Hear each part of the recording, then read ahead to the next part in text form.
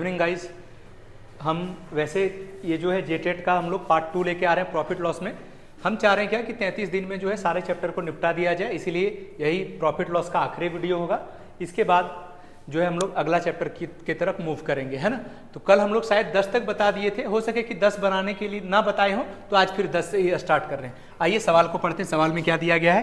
Question में दिया गया है कि after giving a discount of 15%, इसका मतलब 15% का क्या देने पे, छूट देने पे क्या हुआ sir? The mark price of an article, तब क्या होता है किसी वस्तु का जो कीमत है, ये शॉपकीपर स्टिल गेन्स 90%। एक वस्तु है जिसको बेचा गया है 15% के डिस्काउंट पे, तो क्या हुआ जब 15% के डिस्काउंट में बेचा तब बेचने वाले को 19% का फायदा हुआ, 19% का फायदा हुआ। हम ऐसे सवाल में क्या करेंगे, सबसे पहले सीपी को मान लेंगे। मान लिए कि जो हमारा सीपी है, क्या मान लिए कि जो हमारा सीपी है, आइए थोड़ा इसको मिटा लेते हैं फिर आगे बढ़ते हैं। सबसे पहले पेन को चूज कर ले रहे, सीपी मान लेते हैं कि जो हमारा सीपी है, जो हमारा सीपी है वो 100 रुपया है। कितना है? 100 रुपया। अब क्या हुआ, 100 रुपये का कोई चीज था जिसका हमने after giving a discount of 15% on mark price, एक इंसान को क्या होता है 19% का फायदा होता है। हम मान लिए कि एक वस्तु का कीमत कितना है 100 रुपया, और अगर इसको वस्तु पे 19% का फायदा हुआ, इसका मतलब ये अपने वस्तु को बेचा कितने में होगा? 119 रुपये। फिर से बोल रहे हैं कि एक इंसान को एक वस्तु को 15% के डिस्काउंट पे बेचने पर 19% का फायदा होता है। हम बोलेंगे कि वस्तु का दाम अगर 100 रुपया था तो उसको हम बेचे तो कितने में बेचे? 19% के फायदे में। इसका मतलब 100 का चीज 19 रुपया ज्यादा में बेचे तो कितने में बेचे? 119 में। अब केस क्या था? तो सर केस ऐसा था कि कोई वस्तु है सर जिसका एमआरपी कुछ रहा होगा, तो हम बोल दिए कि उस वस्तु का जो एमआरपी है वो एमआरपी ही है, एक्स वगैरह हम नहीं मानेंगे। इस पे क्या किए सर? तो इस पे हमने डिस्काउंट दिया, कितने का? तो 15% का। हम बोलेंगे सर 100 रुपये का चीज है और 15 का डिस्काउंट दिए तो स्वाभाविक है उसको 85 में बेचे होंगे, तो यहां हो जाएगा फ्रैक्शन 85/100 कि 100 रुपया का चीज है तो उसको बेचे कितना में? 85 में। लेकिन हम बेच कितना में रहे हैं? 119 में। तो ये क्या आ गया? सेलिंग प्राइस, और सेलिंग प्राइस एक्चुअल में हमारा है कितना? 119। अब आइए ध्यान से देखें, तो 17 बचे क्या होगा? 85, और 17 गुने 7 क्या आ जाएगा? 119। अब अगर ध्यान से देखें तो ये कितने बार में कटेगा? 20 बार में। अब यहां से क्या हम एमआरपी इज इक्वल टू लिख सकते हैं? क्या लिखेंगे? तो सर 7 मल्टीप्लाई बाय 20, तो क्या हो जाएगा? 140। ये क्या निकल गया? हमारा एमआरपी। अब सवाल में पूछा क्या है? By what percent is the mark price above the cost price, मतलब उस वस्तु का जो मार्क प्राइस है यानी प्रिंटेड प्राइस है, अंकित मूल्य है, उसको कॉस्ट प्राइस से कितना % ज्यादा बढ़ाकर लिखा जाए। फिर बोल रहे हैं कि मार्क प्राइस को कॉस्ट प्राइस से कितना ज्यादा बढ़ाकर लिखा जाए। देखिए हमारा कॉस्ट प्राइस कितना है? 100 रुपया। मार्क प्राइस कितना निकला? 140 रुपया। तो कितना रुपया बढ़ाकर लिखा गया? 40। तो 100 में जितना रुपया बढ़ाएगा घटाएगा उतना ही % हो जाता है, 40 रुपया। और परसेंटेज में पूछेगा कितना % बढ़ाया जाए? 40%। इसका मतलब हम ये कह सकते हैं कि वह वस्तु जिसको 15% के डिस्काउंट में बेचने पर 19% का फायदा हुआ, उस वस्तु का कीमत क्रय मूल्य से, कॉस्ट प्राइस से 40% बढ़ाकर रखा गया था। तो हमारा आंसर क्या हो जाएगा? 40%। क्या आपको 40% जो आंसर है वो दिख पा रहा है? ये देखिए हमारा 40% आंसर है, और ये क्या हो जाएगा? हमारा करेक्ट आंसर। आते हैं हम लोग क्वेश्चन नंबर 11 की तरफ, ठीक है। चलिए एक बार स्क्रीन से किनारे हट जाते हैं ताकि वैसे बच्चे जो नोट्स बनाएंगे वो इस चीज को देख पाए। चलिए अगला सवाल पे आते हैं।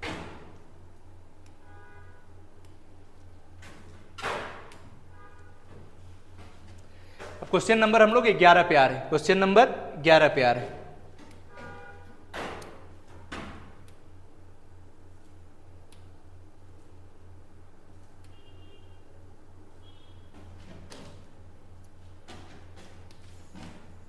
जब तक हम क्वेश्चन को बोर्ड में लगा रहे हैं तब तक आपका प्रयास होना चाहिए कि सारे सवाल को, जो 11 नंबर क्वेश्चन है उसको तब तक हम पढ़ लें और उसके बाद उसको हम सॉल्व करने का प्रयास करें। आइए क्वेश्चन नंबर 11 में। क्वेश्चन नंबर 11 क्या बोल रहा है सर? क्वेश्चन नंबर 11 को थोड़ा बड़ा करिए, है ना। आइए थोड़ा इसको बड़ा कर लेते हैं ताकि पढ़ने में आ पाए, और बड़ा थोड़ा सा हो जाए। आइए अब ये चीजें साफ साफ दिख रही हैं। क्या बोला है? What will be the cost price of an item, मतलब उस वस्तु का कॉस्ट प्राइस क्या होगा। आगे क्या दिया है? विच when sold at the profit of 5%, जिसको 5% के लाभ पर बेचा जाए, जिसको 5% के लाभ पे बेचा गया, and at a loss of 5%। एक वस्तु को दो केस में बेचा गया, पहली बार बेचा गया 5% के फायदे में और एक बार बेचा गया 5% के नुकसान में। हम मान लेते हैं कि एक वस्तु का जो कीमत है, एक वस्तु का जो कीमत है उसको हमने बोल दिया कि जो वस्तु का कीमत है वो मान लिया 100 रुपया। कितना मान लिया? 100 रुपया। एक बार 5% कम में बेचा गया, तब आप बोलेंगे सर पहली बार जब बेचा गया तो 95 रुपये में बेचा गया। सर एक बार और इसको बेचा गया है, और किस केस में बेचा गया? 5% के फायदे में, तब आप बोलेंगे सर इसको 105 रुपये में बेचा गया। ये कब बेचा गया? दूसरी बार बेचा गया। फिर से सवाल को रिपीट करते हैं कि एक वस्तु को दो केस में बेचा गया, एक बार 5% के फायदे में और एक बार 5% के नुकसान में। आप बोलेंगे सर कि वस्तु का कीमत 100 रुपया है, 5% के नुकसान में बेचा गया, मतलब 5 रुपया कम में बेचा गया। कितना में बेचे? 95 में। उसी तरह से सर एक बार 5% के फायदे में बेचा गया, कितना में बेचे? 105 में। अब हमको खुद देखना है कि यहां जब पहली बार बेचे और दूसरी बार बेचे तो कितने यूनिट का डिफरेंस है। तो 105 से 95 का अंतर देखेंगे तो क्या आ जाएगा सर? 10 यूनिट। और यही दोनों बेचने के दाम का जो अंतर दिया है वो कितना दिया है? 60 रुपया। कितना दिया है? 60 रुपया। अब आप बोलिएगा कि सर सवाल में निकालने के लिए क्या बोला है? हमको क्या निकालने के लिए बोला है? क्रय मूल्य। क्या बोला है? उसका cost price. Sir cost price का वैल्यू क्या होता है? सर 100। कॉस्ट प्राइस किसके बराबर? 100 यूनिट के बराबर। हमको 10 यूनिट का वैल्यू क्या दिया है? 60 रुपया। तो 10 से 100 बनाएंगे, क्या करेंगे? एक जीरो यहां लगा देंगे, एक जीरो यहां लगा देंगे, और यही हमारा क्या हो जाएगा? Cost price. तो वस्तु का जो कॉस्ट प्राइस होगा वो क्या हो जाएगा? 600 रुपया। आपको 600 रुपया ऑप्शन बी में नजर आ रहा होगा, ऑप्शन बी में 600 रुपया नजर आ रहा होगा। आइए देखिए ऑप्शन बी में कितना है? 600 रुपया। जब भी ऐसे सवाल रहे, जब दो कंडीशन में बेचा जाए, जब भी दो कंडीशन में बेचा जाए, जब भी दो कंडीशन में बेचा जाए, तो हमेशा एक कंसेप्ट होता है, उसको ख्याल में रखना है। क्या कंसेप्ट? ऐसा कुछ है कि सर जो कंसेप्ट है वो ऐसा कि अगर लॉस परसेंट दिया है और प्रॉफिट परसेंट दिया है तो दोनों को आपस में जोड़ देंगे और जो आएगा उतना परसेंट लिखेंगे। जैसे एक बार 5% के नुकसान में बेचा, एक बार 5% के फायदे में बेचा, दोनों को जोड़ेंगे तो 5 क्या आ जाता? 10%। और वही 10 का वैल्यू क्या था? 60। तो 100 का वैल्यू क्या होगा? 600। बस बात खत्म। सर अगर मान लीजिए एक जगह प्रॉफिट परसेंट पहले रहे और लॉस परसेंट सेकंड में रहे, तब क्या करेंगे? तब भी दोनों को जोड़ देंगे। जहां अलग अलग होगा जुड़ जाएगा और सेम होगा घट जाएगा। मान लीजिए पहला प्रॉफिट परसेंट है और दूसरा भी प्रॉफिट परसेंट है, तो दोनों को आपस में घटा देंगे, जो आएगा वही रिजल्ट हो जाएगा। सर आगे अगर मान लीजिए पहला लॉस परसेंट है और दूसरा भी क्या है? लॉस परसेंट है, दोनों को अगर घटाएंगे, क्यों घटाएंगे सर? क्योंकि दोनों सेम है। उसके बाद जैसे जैसे सवाल में यूनिट दिया रहेगा उस पर काम करेंगे। फिर बता दे रहे हैं कि एग्जाम में कैसे देखना है। सर ये 5% हानि है और ये क्या है? 5% फायदा है। 5 जोड़ेंगे क्या है? 10%। सर 10% का वैल्यू क्या आया? 60। तो 100% का क्या होगा? तो 10 को 10 से गुना करेंगे 100 हो जाएगा। 60 को 10 से गुना करेंगे क्या बन जाएगा? 600। इस तरह से हम कह सकते हैं कि वस्तु का जो कॉस्ट प्राइस है वो क्या आया? 600। उम्मीद करते हैं कि ये सारी बातें आपको बेहतर समझ में आ रहा होगा। अब आते हैं हम लोग क्वेश्चन नंबर 12 में। क्वेश्चन नंबर 12 में हम किसी चीज में बातचीत करने से बेहतर है हम ये समझते हैं कि डायरेक्ट सवाल किया जाए, क्योंकि आप लोग भी बातचीत के मूड में बिल्कुल। हम लोग क्वेश्चन नंबर 12 पे आ रहे हैं, ठीक है। जब तक हम बोर्ड में सेट कर रहे हैं, कोशिश करिए कि उतना ही देर में सवाल को पढ़ा जाए और उतना ही देर में सॉल्व करने का कोशिश किया जाए। क्या है? एक दुकानदार है जो 10 बल्ब खरीदा और 100 बल्ब खरीदा। कितने बल्ब खरीदा? 100। और एक बल्ब का कीमत कितना है? 10 रुपया। तो क्या हम लोग ये कह सकते हैं कि सर एक बल्ब का कीमत कितना है? 10। एक बल्ब का कीमत कितना है? 10। तो सर 100 बल्ब का कीमत कितना होगा? तो हम लोग बोलेंगे 100 गुना 10, यानी टोटल 100 बल्ब का कीमत कितना आ गया? 1000 रुपया। कितना आ गया? 1000 रुपया। फिर आगे क्या बोला कि सर हम इस बल्ब को ना 25% के फायदे में बेचना चाह रहे हैं। कितने के फायदे में? 25% के फायदे में। इसका मतलब सर 1000 रुपया का चीज हम 250 रुपया ज्यादा में बेचना चाह रहे हैं। कितने में बेचेंगे? 1250 रुपया। ये बेचना चाह रहा है, ये मन बनाया कि हम इस वस्तु को कितने में बेचना चाह रहे हैं? 1250। अब जब वो बेचने के लिए गया, जिसका सामान था वो जब बेचने के लिए गया तो पाया कि 10 बल्ब खराब हो चुके हैं, तो उसके पास बल्ब बचे कितना? 90। अब उसको तो फायदा कमाना था, इसलिए वो प्रत्येक बल्ब को अब क्या कर रहा है? 14 रुपये करके बेचा। कितने? 14 रुपीज करके। तो सर प्रत्येक बल्ब को 14 रुपये बेचेगा तो कितने में बेचेगा? तो 90 को जब 14 से गुना करिएगा आ जाएगा 1260 रुपया। ये मन बनाया कि हमको इतना में बेचना है, ये मन बनाया कि हमको इतना में बेचना है 25% के फायदे में। लेकिन देखा कि 10 बल्ब खराब हो गया तो एक एक बल्ब को उसने 14 रुपये में बेचा। तो वो एक्चुअल में बेचा कितने में? एक्चुअल जो सीपी है उसका, मतलब एक्चुअल जो बेचने पर जो उसको कीमत प्राप्त हुआ वो कितने का कीमत प्राप्त हुआ? 1260 का। अब बोल रहा है सवाल में कि बताइए कि जितना उसने सोचा था उससे उसको क्या 10 रुपया फायदा हुआ, 10 रुपया हानि हुआ, क्या हुआ इसमें? तो वो सोचा क्या था कि 1250 में बेचे, लेकिन वो बेचा कितने में? 1260 में। तो जितना वो पहले सोचा था, इमेजिन किया था, उससे 10 रुपया ज्यादा में बेचा। यानी इसको क्या बोलेंगे कि सर 10 रुपया प्रॉफिट में बेचा। बस यही है सवाल का आंसर कि जितना वो पहले सोचा उससे वो 10 रुपया ज्यादा में बेचा। आइए पढ़ते हैं क्या बोला है। कोई दुकानदार 100 बल्ब 10 रुपये खरीदा था। हम बोले 100 गुना 10 कीमत क्या आया? 1000।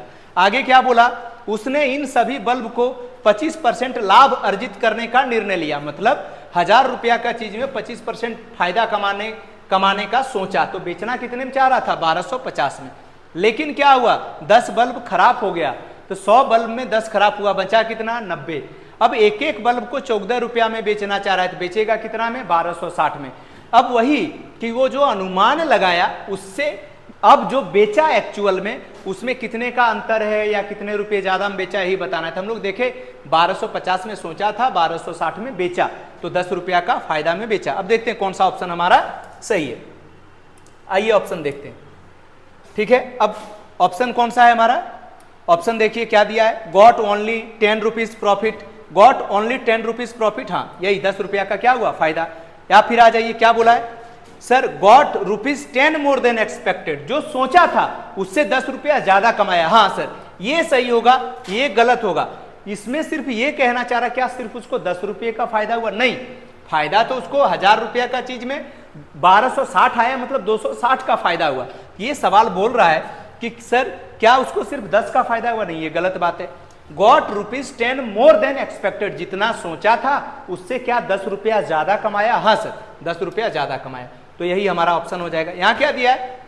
गॉट ₹10 लेस देन एक्सपेक्टेड, ये गलत बात है। जितना सोचा उससे 10 कम कमाया? नहीं, 10 तो ज्यादा कमा रहा है। सफर्ड ए लॉस ऑफ 10, क्या उसको 10 का नुकसान हुआ? ये भी गलत बात है। उम्मीद करते हैं कि ये सारा बात आपको समझ में आया होगा। आइए हम लोग अगले सवाल की तरफ चलते हैं।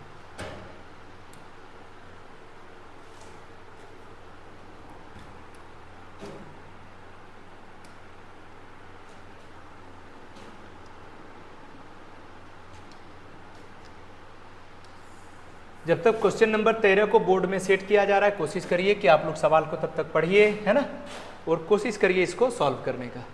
आइए हम लोग क्वेश्चन नंबर 13 को देखते हैं।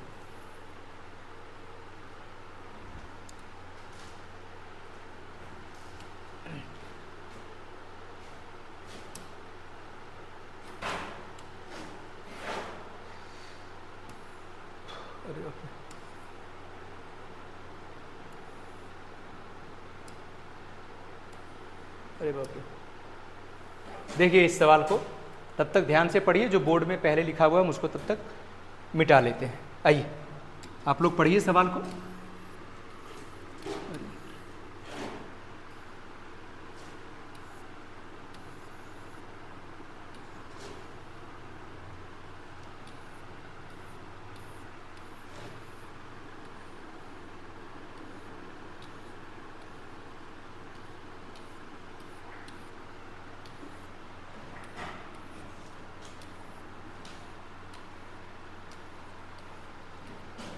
क्वेश्चन नंबर कौन सा है?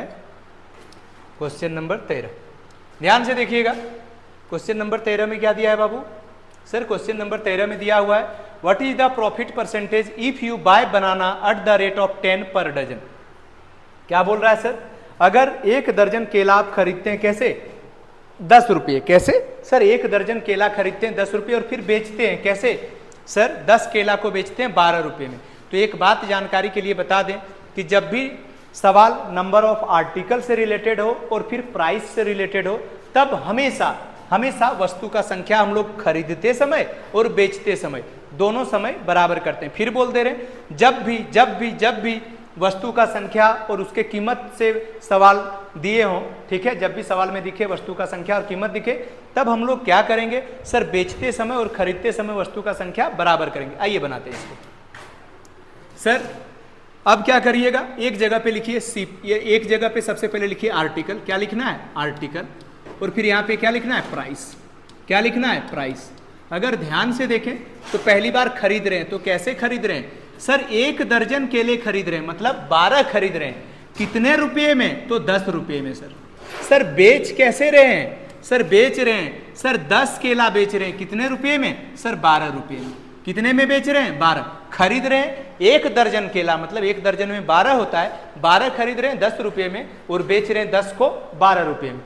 हम क्या बोले कि वस्तु का संख्या, आर्टिकल का जो संख्या है उसको बराबर करिए। इन दोनों को बराबर करना है। इसको किससे गुना कर दें? 6 से, 60 बन जाएगा। और इसको 5 से। जब इसको 5 से गुना करेंगे तो इसके साथ जो है उसको भी 5 से गुना करना पड़ेगा और इसको भी 6 से गुना करना पड़ेगा। ठीक है, अब देखिए 12 को 6 से गुना करेंगे तो क्या आ जाएगा? 72। क्या आ गया? 72 रुपया। मतलब ये क्या हो गया? 72। और ये क्या हो गया? 50 रुपया। ठीक है, जब विक्रय मूल्य यानी सेलिंग प्राइस ऑफ आर्टिकल और कॉस्ट प्राइस ऑफ आर्टिकल का प्राइस यानी कीमत मिल जाए, तब फिर इसका कोई जरूरत वैसे होता नहीं। अब आ जाइए, हम बोलेंगे सर वस्तु का जो कीमत है यानी कॉस्ट प्राइस है वो कितना है? 50। सर इसका सेलिंग प्राइस कितना है? सर 72 रुपया। कितना? 72। बताइए कितने का प्रॉफिट हुआ? तो सर 12 रुपये का प्रॉफिट हुआ। अब हमसे पूछ रहा है कितने का प्रॉफिट हुआ? सॉरी 12 नहीं, 22 का, 22 का प्रॉफिट हुआ। कितने का प्रॉफिट हुआ? 22 का।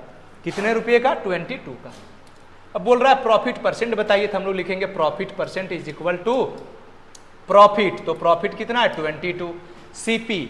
सीपी कितना है? 50 इंटू 100%। इसको जब कैंसिल आउट करेंगे तो क्या आ जाएगा? 44%। इसका मतलब सर इस पूरे सौदे में इस व्यापारी को, इस दुकानदार को कितने का फायदा हो रहा है? तो सर 44% का। आते हैं हम लोग नेक्स्ट सवाल पे, क्वेश्चन नंबर 14 पे। ठीक है, आज हमारा एक प्रयास है कि इस पीडीएफ को पूरे तरह से खत्म कर दिया जाए। चलिए 14 नंबर सवाल पे आते हैं।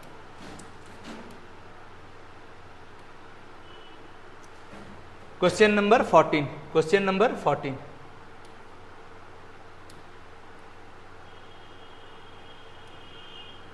क्वेश्चन नंबर 14 का जो ऑप्शन है वो नीचे है। अच्छा, ऑप्शन ऐसा करेंगे कि हम बाद में चेक कर लेंगे, पहले हम सवाल को सिर्फ बोर्ड पे पुट करते हैं। आइए,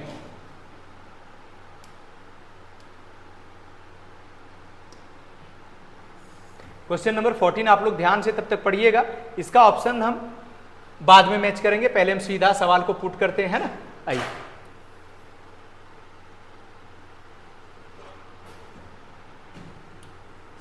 सबसे पहले क्वेश्चन नंबर 14 को हम लोग देखते हैं।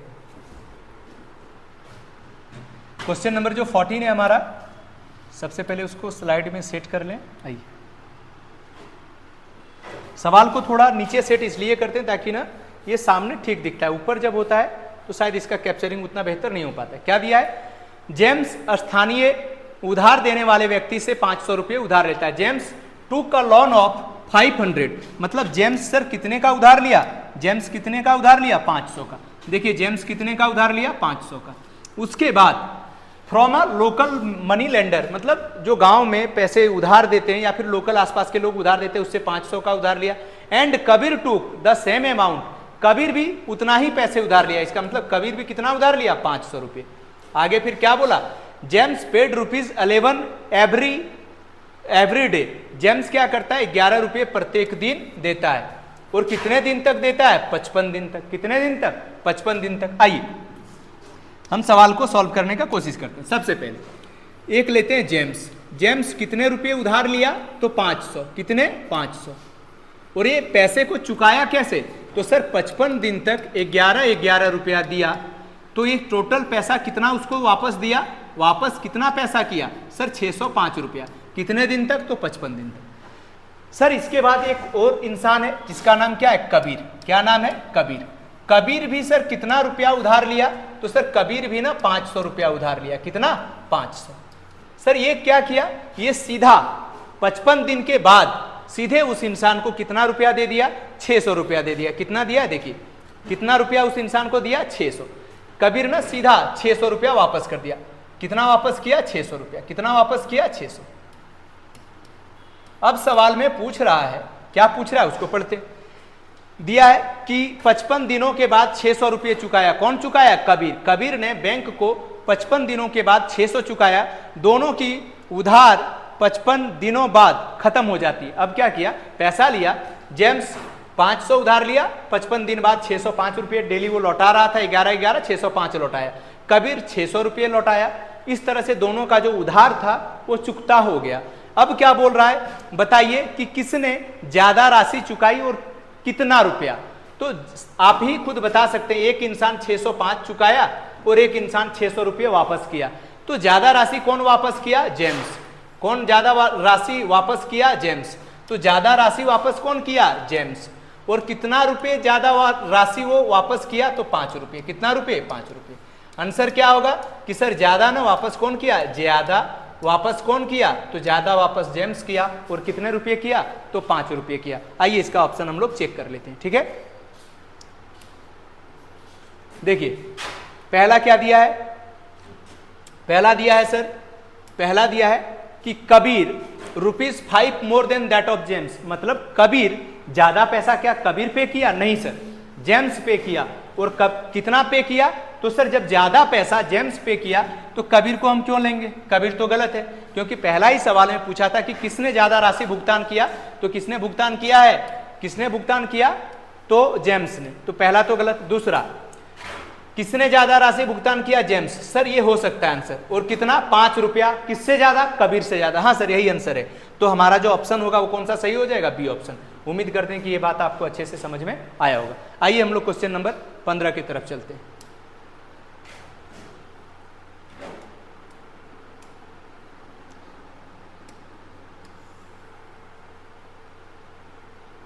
Question number 15।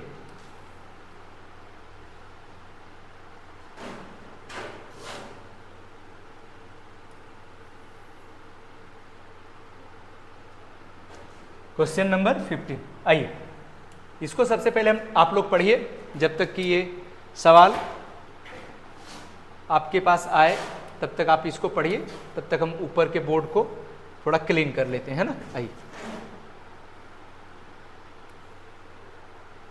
चलिए आप लोग तब तक सवाल को पढ़िए।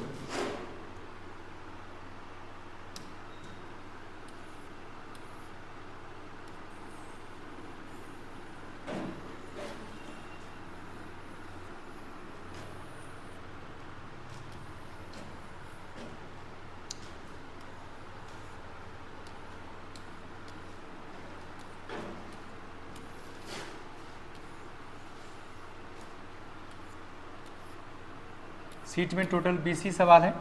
हम लोग जो है 15 नंबर सवाल पे पहुंच गए। इसके बाद 5 क्वेश्चन हो गए। आइए सवाल को पढ़ते हैं। क्या दिया है, a person marks is good 30% above the cost price. एक इंसान अपने वस्तु का कीमत जितने में वो खरीद के लाया, जितने में खरीद के लाया उससे कितना रुपये वो ज्यादा, कितना परसेंट ज्यादा रख रहा है, 30। कितना परसेंट ज्यादा रख रहा है, 30%। कितना परसेंट, 30%। तो कहने का मतलब है क्या कि सर एक इंसान एक आर्टिकल को खरीद के लाया, तो ऐसे कंडीशन में हमेशा हम लोग सीपी को कंसीडर करेंगे 100 रुपया। कितना, 100 रुपया।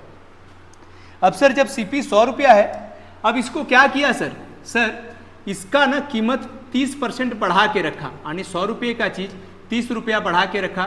तो कितना रखा सर, 130। कितना रखा, 130। कितना रखा, 130। ये सीपी रखा है बढ़ा के या फिर मार्क प्राइस रखा है, सॉरी मार्क प्राइस को बढ़ाया है। किसको बढ़ाया, मार्क प्राइस को। किसको बढ़ाया, मार्क प्राइस को। क्या किया, एक इंसान वस्तु को खरीद के लाता है उसके बाद उसका कीमत 30 रुपये ज्यादा अंकित करता है, इसका मतलब वो मार्क प्राइस रखा कितना सर 130।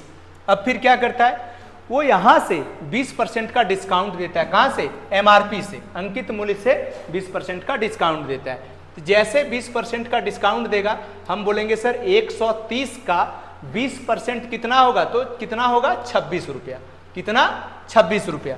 डिस्काउंट कितने का दिया है 20%, तो कितना होगा 26 रुपया। अब जब डिस्काउंट देगा, ऐसे सोचिए कि आप एक दुकानदार हैं, आप एक वस्तु का कीमत 130 तय किए और उसमें 20 रुपया का डिस्काउंट दिए, 30 रुपया का डिस्काउंट दिए, तो इसके बाद क्या कर रहे हैं, आप वस्तु को बेच रहे हैं, तो इस जगह पे हम क्या लिखेंगे, जो आएगा वो क्या आएगा, सेलिंग प्राइस। क्या आएगा, सेलिंग प्राइस। तो सर 130 का चीज 26 रुपये के डिस्काउंट में बेचेंगे, तो बेचेंगे कितने में, 104 में। अब क्या बोल रहा है कि जो हमारा वस्तु जिसका कीमत कितना था 100 रुपया, उसको अगर 104 में बेच रहे हैं, तो आपको बताना है कि हमको कितने % का फायदा हो रहा है, कितने % का फायदा या हानि हो रहा है। तब आप बताइए 100 रुपये का चीज है, 104 में बेच रहे हैं, तो बेच कितने के फायदे में रहे, 4 रुपया में, कितने में, 4 रुपया में। और हमेशा याद रखिएगा कि 100 रुपया में अगर 10 का फायदा हुआ, तो हम बोल देंगे सीधा 10% का फायदा हुआ। 100 रुपये में अगर 20 रुपये का फायदा हुआ, तो हम सीधा कह देंगे 20% का फायदा हुआ। तो यहाँ कितने का फायदा हुआ, 4 रुपये का, तो हम बोलेंगे सीधा जो हमें प्रॉफिट हुआ, लाभ हुआ, यानी लाभ प्रतिशत जो हमारा वो कितना है, 4%। तो हमारा आंसर इस सवाल का क्या होगा, 4%। कितना, 4% प्रॉफिट, 4% प्रॉफिट। ठीक है, उम्मीद करते हैं कि ये सवाल अच्छे से समझ में आया होगा। फिर बोल रहे हैं एक बार, क्या, देखिए एक वस्तु है सर जिसका कीमत कितना है 100 रुपया, इसका कीमत 30 रुपया बढ़ा के लिखे, कितना हो गया 130। सर इसमें 20% का डिस्काउंट दिए, इसका मतलब 26 रुपया कम किए, तो बेचे कितना में, 104 में। 100 रुपये का चीज था, बेचे 104 में। 100 रुपये का चीज था, बेचे 104 में, तो फायदा कितने का हुआ, 4 रुपये में। और 100 का चीज जितने रुपये ज्यादा हम बेचेंगे उतना ही % का फायदा होगा, तो हम यहाँ बोल दिए कि 4% का क्या हुआ, फायदा हुआ। उम्मीद करते हैं कि 15 नंबर सवाल आपको अच्छे से समझ में आया होगा। आइए हम लोग नेक्स्ट क्वेश्चन में चलते हैं।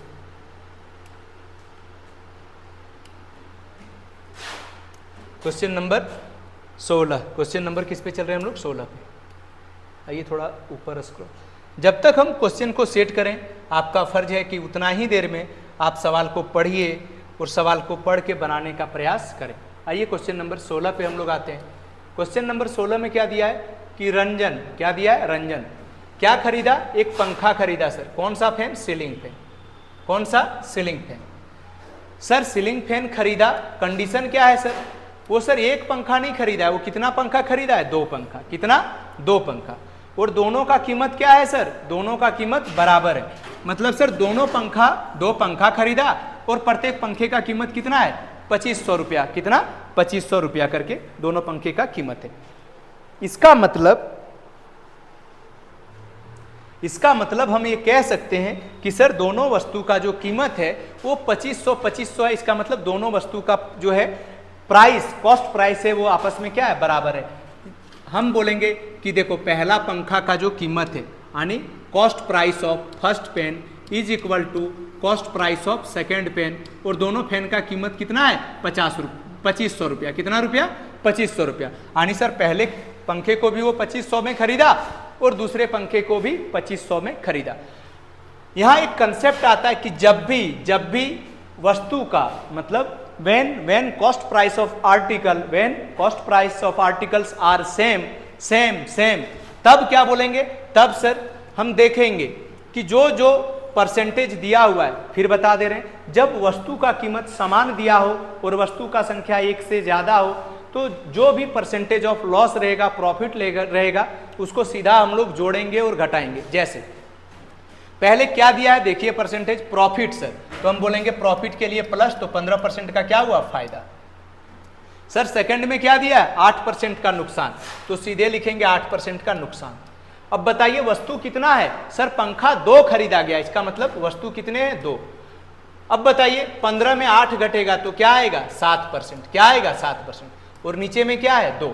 अब बताइए बड़ा कौन है, प्लस वाला माइनस वाला, प्लस वाला सर, तो इसका मतलब सर जो प्लस वाला अगर बड़ा है सर, क्या प्लस वाला अगर बड़ा है, प्लस वाला अगर बड़ा है, अगर सर प्लस वाला बड़ा है तो इसका सीधा मतलब है सर हमको पूरे सौदे में क्या होगा, फायदा होगा। क्या होगा, फायदा होगा। और 7 को जब 2 से भाग करेंगे क्या आएगा, 3.5%। तो हम बोलेंगे कि इस पूरे सौदे में 3.5% का क्या हुआ, फायदा हुआ। 3.5% का क्या हुआ, फायदा।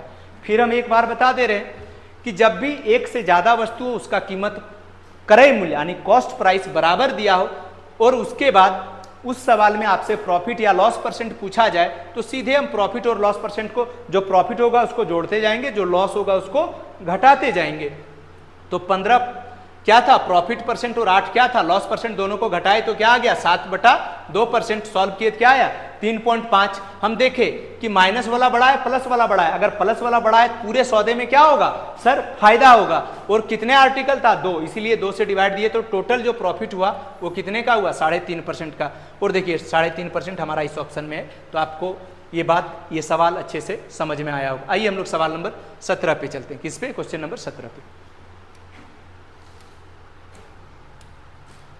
जब तक हम सवाल सेट करें, कोशिश करिए, प्रयास करिए कि आप तब तक सवाल को पढ़ने के बाद उसको सॉल्व करने का कोशिश करिए। आइए क्वेश्चन नंबर 17 पे आते हैं।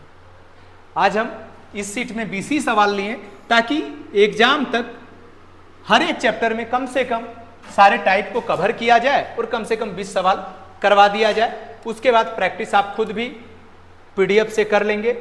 बाद में हम एक टेलीग्राम चैनल बना के सारे PDF को वहां शेयर कर देंगे। आइए अब ये सवाल उम्मीद करते हैं कि आपको दिख रहा होगा। क्या दिया है, किसी वस्तु का अंकित मूल्य 840 रुपया है। अंकित मूल्य का मतलब होता है MRP, मार्क्ड प्राइस, यानी MRP किसी आर्टिकल का कितना दिया है, 840।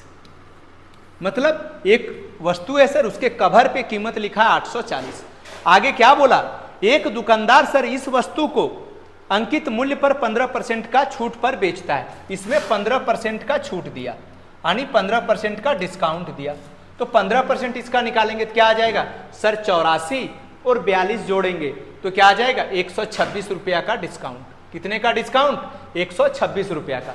अब 840 रुपया में 126 घटाएंगे, क्या करेंगे, 126 घटाएंगे तो क्या आ जाएगा, 10 में 6 4, सर 3 में 2 1, 8 में 1 7।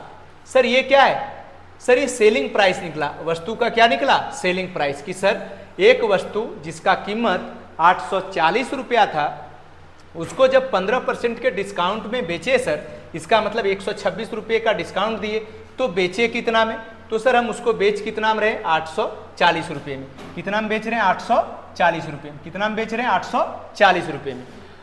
अब हमको क्या निकालना है कि सर जब फिर से देखिए, एक वस्तु है जिसका कीमत कितना, 840, 15% का डिस्काउंट दिए तो 126 रुपया सस्ते में बेचे, तो बेचे कितना में, 714 रुपये में, 714 रुपये। अब क्या बोल रहा है, एक दुकानदार को सर इस वस्तु को अंकित मूल्य पर 15% की छूट देकर बेचता है। ठीक है, 15% की छूट पे बेचा तो बेचा 714 में। फिर भी सर उसे कितने का फायदा हो रहा है, 19% का। कितने का फायदा हो रहा है, 19% का। इसका मतलब हम ऐसे बोलेंगे सर कि उस इंसान को फायदा कितने का हो रहा है, 19% का। ऐसे कह सकते हैं कि सर एक वस्तु है जिसका हम मान लेते हैं कि CP कितना है सर, 100, इसको सर 19% का फायदा में बेचेंगे तो बेचेंगे कितना में, 119 में। कितना में, 119 में। ठीक है, अब हमसे पूछा क्या है कि वस्तु का क्रय मूल्य बताइए। अब हम इस जगह को अगर ध्यान से देखें, सर SP तो दिया हुआ है हमारा, कितना दिया है, 714। कितना दिया हुआ है, 714। हम बोलेंगे कि 100 यूनिट, 119 यूनिट का वैल्यू कितना दिया है, 714 रुपया। कितना दिया है, 714। तो क्या एक यूनिट का वैल्यू निकाल सकते हैं, तो निकाल सकते हैं सर। कैसे कि sir 119 unit is equal to 714। तो हम बोलेंगे एक यूनिट बराबर क्या होगा, आप बोलेंगे सर 714 अपॉन 119, इतना रुपया होगा। सर 17 का टेबल पढ़ेंगे तो 17 को 7 बार पढ़ेंगे, 119 आएगा। 17 चौके 68, 3 4, तो 17 दूना 34। सर 7 से काटेंगे कितने बार में, 6 बार में। कितने बार में, 6 बार में। तो यहां से देखें कि एक यूनिट का वैल्यू कितना रुपया आया, 6 रुपया। अब हमसे निकालने क्या बोला है, कॉस्ट प्राइस। तो 1 यूनिट का वैल्यू 6 रुपया, तो 100 यूनिट का वैल्यू कितना होगा, 100 गुना 6 यानी 600 रुपया। तो इस आर्टिकल का कीमत कितना था, 600 रुपया। आइए फिर एक बार देख लेते हैं सर सवाल क्या है। सवाल है कि एक वस्तु जिसका कीमत कितना है, 840 रुपया, कितना है 840 रुपया, कितना है 840 रुपया, उसमें 15% का छूट देके बेचे तो बेचे 714 में। अब फिर क्या हुआ सर, अब सर इसी वस्तु को का हम क्रय मूल्य यानी कॉस्ट प्राइस मान लिए कितना, 100 रुपया, उसको 19% के फायदे में बेचे तो बेचे कितना में, 119 में। लेकिन सर वहाँ इसका ना एक्चुअल प्राइस दिया 714, इसका मतलब 119 का दाम, 119 का दाम, 119 का दाम कितना है 714, तो 1 यूनिट का वैल्यू कितना आया 6, तो सर 100 यूनिट का वैल्यू कितना होगा, 100 गुना 6 यानी 600 रुपया। देखते हैं क्या इसका कोई ऑप्शन है जिसमें से 600 रुपया आंसर दिया है। हाँ सर, इसका पहला ऑप्शन में ही 600 है और यही क्या है हमारा करेक्ट आंसर। उम्मीद करते हैं कि इस सवाल का ये सॉल्यूशन आपको बेहद अच्छे से और अच्छे तरीके से समझ में आया होगा। इसको एक पर्टिकुलर स्लाइड में इसलिए कर दे रहे हैं ताकि वैसे बच्चे जो नोट्स बना रहे होंगे उनके पास एक प्रॉपर नोट्स रहे। आइए हम लोग सवाल नंबर 18 में आते हैं।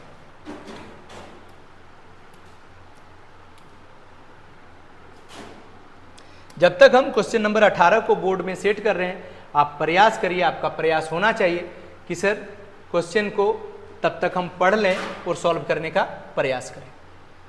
ठीक है, आइए क्वेश्चन नंबर 18 पे आते हैं। इसके बाद 2 सवाल है और ये हम लोग क्या कर लेंगे, आज कंप्लीट कर लेंगे।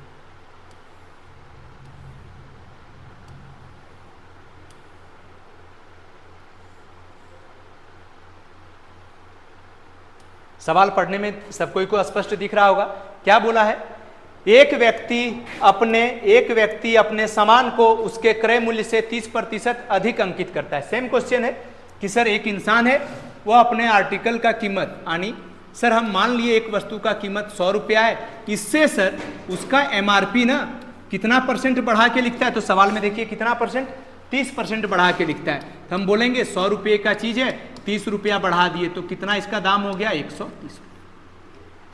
आगे फिर सवाल में क्या बोल रहा है कि सर तथा अंकित मूल्य पर 30% का छूट देता है। इसका मतलब 130, 100 रुपये का चीज 30 रुपया बढ़ा के 130 लिखा और फिर 30% का डिस्काउंट दे रहा है। इसका मतलब सर 39 रुपये का छूट दे रहा है।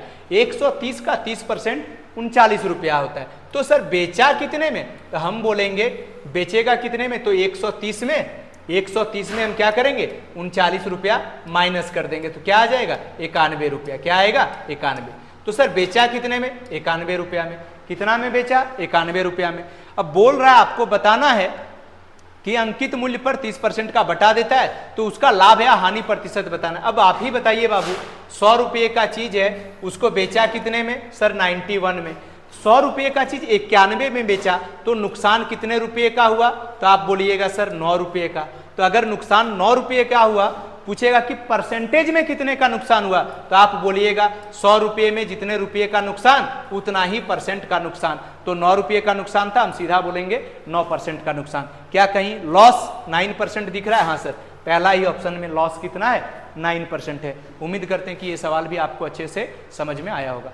आइए हम लोग क्वेश्चन नंबर 19 की तरफ चलते हैं। आइए हम लोग क्वेश्चन नंबर 19 को देखते हैं। क्या दिया है, the ratio of cost price and selling price. ये तो पूरा सबसे जिसको कहते हैं इजी क्वेश्चन वही है। आइए सवाल में क्या दिया है, सीपी दिया है सर और क्या दिया है, एसपी। सर क्रय मूल्य और विक्रय मूल्य का रेशियो दिया है। क्या दिया है, सीपी कितना है 5, सीपी कितना है 5 यूनिट और एसपी इज 4 यूनिट। हम बोलेंगे सर 5 रुपीज में कोई चीज को खरीद के लाए और बेचे कितने में, 4 में। तो सर लॉस हो गया कितने का, 1 रुपये का। कितने का, 1 रुपये का। अब हम कह सकते हैं, क्या कह सकते हैं कि सर लॉस हुआ तो लॉस परसेंट निकालेंगे और लॉस परसेंट बराबर क्या होता है, लॉस। क्या होता है, लॉस। तो लॉस कितने का, 1 का। और नीचे में क्या होता है, सीपी, तो क्या लिखेंगे 5 इंटू 100%। अब इसको ध्यान से देखेंगे, 100/5 इसको जब डिवाइड करेंगे क्या आ जाएगा, 20%। इसका मतलब इस पूरे सौदे में हमको क्या हुआ सर, 20% का क्या हुआ, नुकसान हुआ। अब देखिए कहीं 20% है, हाँ सर, पहला ही ऑप्शन हमारा क्या है, सही। ऐसे केस में सीधा देखेंगे सीपी कितना 5, एसपी कितना 4, 5 रुपये का चीज 4 में बेचे, क्या हुआ, 1 का नुकसान हुआ, लॉस परसेंट कितना आ गया 20%। उम्मीद करते हैं कि ये सवाल अच्छे से समझ में आया होगा। आइए हम लोग क्वेश्चन नंबर आखिरी और आज का क्वेश्चन नंबर लास्ट में चलते हैं। अब ध्यान देना है,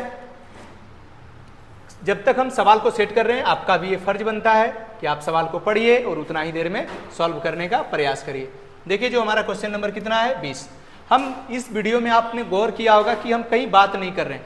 हम जानते हैं आप सारे बीएड के बच्चे हैं जो जेटेट का एग्जाम देने वाले हैं, आप लोग के लिए समय बिल्कुल बहुत कम है, इसलिए हम कहीं भी वीडियो में बात नहीं कर रहे हैं, ताकि आप सीधा और सीधा सिर्फ कंटेंट को देखिए और कंटेंट में ही काम हो तो बेहतर है। आइए थोड़ा सा इसको रब कर लेते हैं, मिटा लेते हैं, ताकि हमको क्या हो, सुविधा हो। आइए तब तक आप लोग सवाल पढ़िए, जब तक हम चीज़ों को मिटा रहे हैं, बोर्ड को क्लीन कर रहे हैं, तब तक आप लोग क्वेश्चन पढ़िए।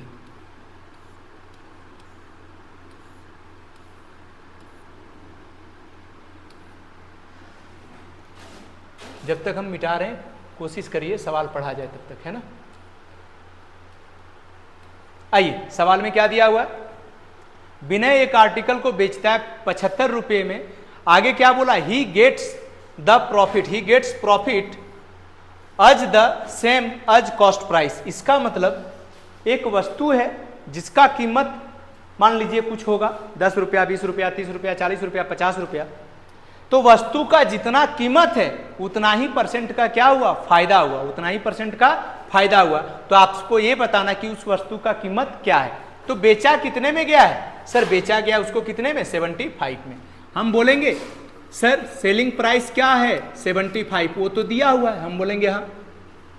अब बोल रहा है क्या सवाल कि सर वस्तु का क्रय मूल्य यानी कॉस्ट प्राइस जितना है उतना ही परसेंट क्या है, प्रॉफिट। अगर मान लीजिए वस्तु का कीमत 10 है तो प्रॉफिट परसेंट भी क्या होना चाहिए, 10। सवाल ये बोल रहा है, इस बात का ख्याल रखा जाना चाहिए। आइए इसका मतलब हम मानते हैं कि लेते हैं सबसे इस ऑप्शन को लेते हैं 60 को, किसको लेते हैं 60, तो 60 और तो इसका प्रॉफिट परसेंट कितना होना चाहिए 60।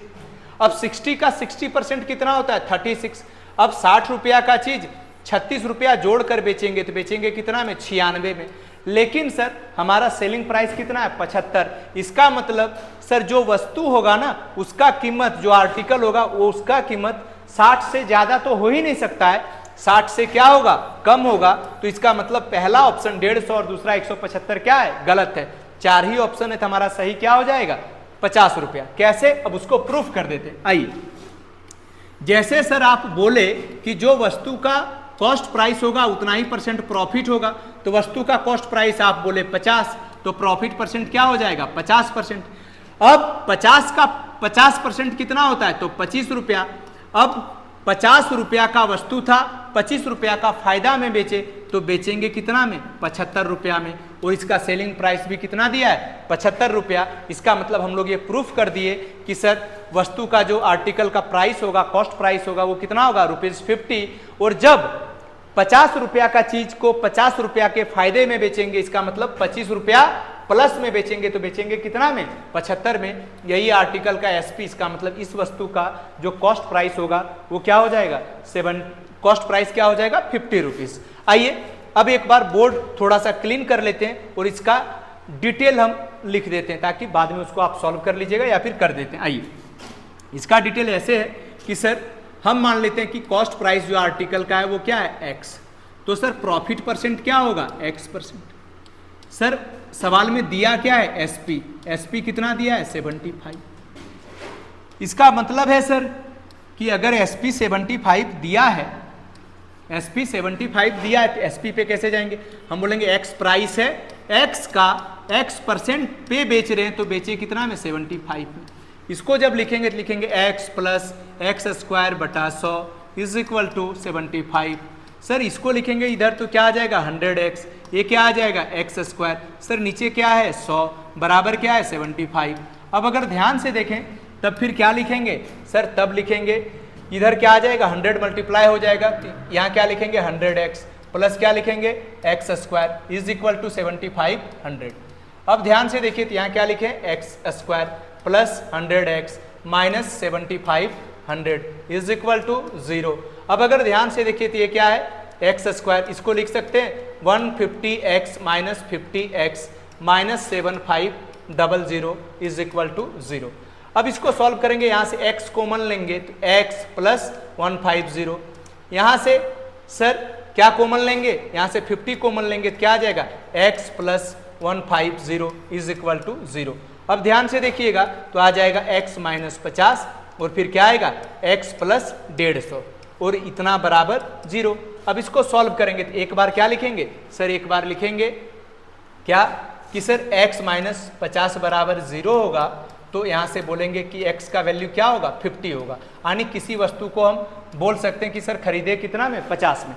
सर एक और भी तो वैल्यू 0 होगा, हम बोलेंगे हाँ, तो x plus 150 is equal to 0, तो x बराबर क्या आएगा माइनस 1/50। तो कभी भी हमारा कॉस्ट प्राइस नेगेटिव में नहीं हो सकता है, सीपी नेगेटिव में नहीं हो सकता है, इसीलिए इस आर्टिकल का जो कॉस्ट प्राइस होगा वो क्या हो जाएगा सर 50 रुपया। हम उम्मीद करते हैं कि एक छोटा सा PDF रखें ताकि आपका जितना टाइम शेड्यूल है 1-1.5 महीने का, उतना ही में आपका फुल सिलेबस हम कवर करवा पाएँ। ये प्रॉफिट लॉस का चैप्टर आज हम लोग क्या किए, कंप्लीट आपको ख़त्म करके दिए। हाँ, उम्मीद करते हैं कि ये बातें समझ में आई होंगी। तो आप हमारा सपोर्ट करेंगे, चैनल को सब्सक्राइब करेंगे, कोशिश करिएगा अपने दोस्तों के साथ शेयर करने के लिए कि एक शिक्षक ऐसा भी हैं जो हमारे लिए निरंतर प्रयास कर रहे हैं। उन्होंने आज ही प्रॉफिट लॉस का जो चैप्टर है पूरा कंप्लीट करके दे दिया है। ठीक है, आप सहयोग करेंगे, धीरे धीरे हम आपका कंप्लीट चैप्टर 20 सवाल 25 सवाल करके एक चैप्टर में आपको कंप्लीट सिलेबस हम ऑनलाइन में पढ़ा देंगे। धन्यवाद।